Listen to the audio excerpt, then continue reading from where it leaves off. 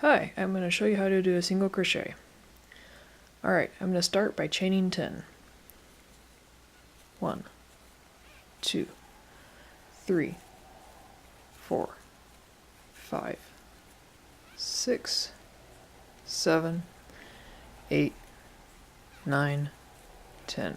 Alright, now I'm going to make a turning stitch. The thing to remember about a turning stitch is that when you make a turning stitch, you're advancing to the next level of your project. Okay, so since I'm going to be doing single crochet, a turning stitch for single crochet is 1 chain stitch. 1 chain stitch. Alright. Now, make it bigger but still be in focus. Alright, so this stitch right here is your turn stitch. I want to go into this chain stitch right behind the turning stitch. So I'm going back 1, 2, 2, 2, right there. I'm going to stick my hook in there. So you can see 1 teardrop shape, 2 teardrop shape, stick my hook in. And now I'm going to yarn over and pull up a loop and yarn over and pull through both loops. And since I have a lot of slack there, I'm going to kind of use this end that's going back to the ball to kind of even up the tension a little bit. Oh boy, that's really bad. I'm just gonna have to start over. The great thing about crochet is it's easy to fix mistakes as long as you don't mind starting over. That's my problem right there, is that one is way too big. I'm gonna take that up. And then go back in to this stitch, yarn over, pull up a loop, yarn over, pull through both. Go into the next stitch, yarn over, pull up a loop, yarn over, pull through both. Okay, so yarning over is a really common term. It's a vocabulary term for crochet.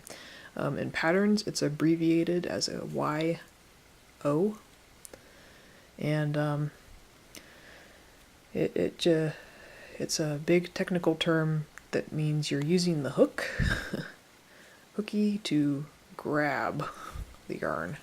So a lot of times they'll explain it as you're wrapping the yarn over the hook from behind to front, but I usually just grab it. And whoops, single crochet is not a stitch that I use a lot in patterns. It's a very important stitch, but it's not one that I use a lot, so I end up using double crochet a lot more, and it little sort of short circuits my brain to do a lot of single crochet. But we'll get through this. Alright, now really quick, I want to make sure that I'm show you that the stitch that I'm sticking it back into, I'm going back over the chains that I just made, as you saw, the first row, the row of chains, and when I'm sticking it into the stitch, remember I talked about the teardrop shape? I'm just sticking it into the teardrop shape.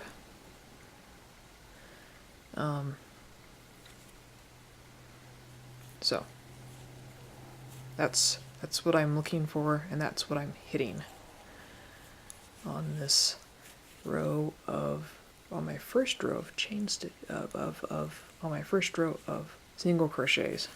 All right, this is what I got. And you see, it kind of looks like a trapezoid right now. Ooh, like it's going off this way. That's okay. That's because the single crochet is kind of a slightly fatter stitch than the chain stitch, and eventually it'll all kind of even itself out.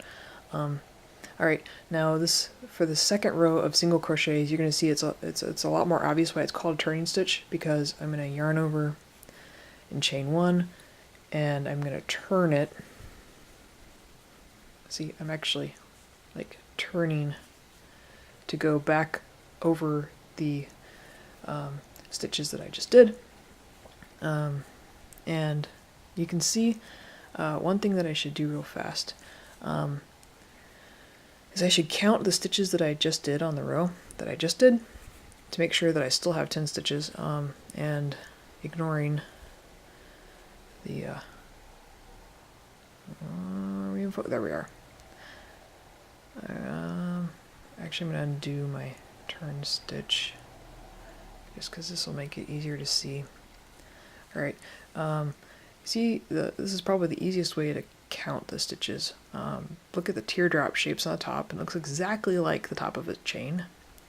Just forget there's all of the second level down below. And I can count the teardrops 1, 2, 3, 4, 5, 6, 7, 8, 9. I missed a stitch somewhere. There he is. There's the stitch I missed down there. See, it's a good thing I counted. Otherwise, this wouldn't turn out right. Now, this one's going to be probably kind of hard to hit. So I'm going to zoom in and make sure you're along for the ride. Okay. There it is right there. This last one is going to be really tight just because it's also the slip stitch. So we'll just make it work. This will make you wish you were using a smaller hook. It certainly makes me wish I was using a smaller hook, but it's going to happen no matter what size of hook I use. So, okay, where was I? Zoom back out. Oh, hello cords. And so I've stuck it in the stitch, yarn over, pull up a loop, yarn over, pull through both. Okay. Oh no. Yeah, I did that with the tail. See, it's easy to make mistakes. I do it all the time. Alright, this is the one I should be pulling up with.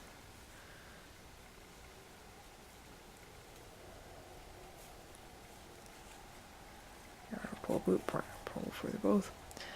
Chain 1 as my turning stitch. Gonna turn, and now I know I have 10 because I counted and then I added the 10th one. Alright, now you're going to see that it's a lot easier on this one to hit the stitch because it is. There's more to hold on to. The first few rows of crochet, any crochet project, are probably going to be the hardest because it's going to tend to kind of curl up and there's just not a lot to hold on to yet. But if it gets easier as you go. And I'm sticking it into the stitch. You see, I'm not sticking it into the teardrop like I was last time. Although you can definitely do that. It's a perfectly fine way to do it. I prefer to stick it under though, because this way, when you have the final product, the yarn is all going to be pulling from this really sturdy part, and it's going to be pulling evenly as opposed to pulling on just one side and not pulling evenly across the stitch. And you don't have to do it that way, but I do it. I just feel that it's a slightly better practice. Alright, getting to the end of my second row of single crochets. And there's the last stitch. And yarn over, pull through both. And this is what I have. See, it's curling. That's going to get better though.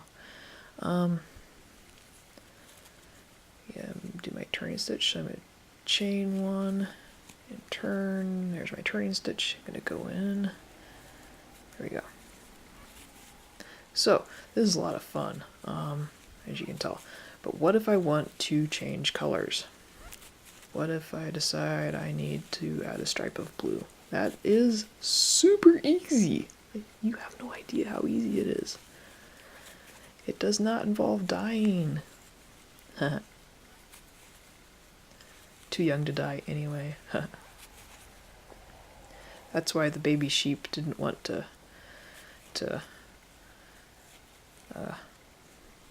get turned into yarn. I don't know. This joke was going somewhere and then it just died. Sudden death. That's what the Easter egg said. I'm too young to die. Okay. I'm ready to pull. Yeah, I am ready to start a new color. So what you do when you start a new color is instead of pulling up the yarn, what am I doing here? Stick it in the stitch, yarn over, pull up a loop, yarn over. Okay, instead of yarn overing and pulling through the color that I've been working on, I just grab my next color and yarn over and pull it up. Okay, and then of course this is another end that I'm going to have to sew in at the end of my project, but hey, you know. Alright, that was not technically my chain stitch, so I'm still going to do a chain stitch, my turning stitch, and I'm going to continue on my merry way, and I'm not going to do double crochet yet. That's the next one that we will learn in my next exciting video. Yay!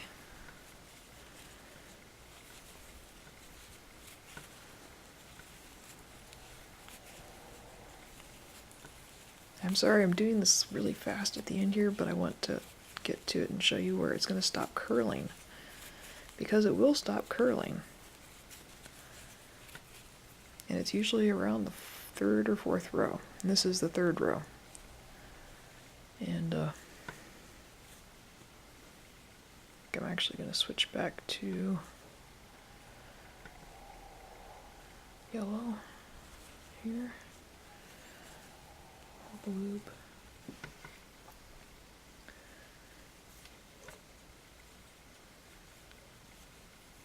Whoa! Come here. Sometimes the grabbing is tricky. And this is not the one that I want. This is the one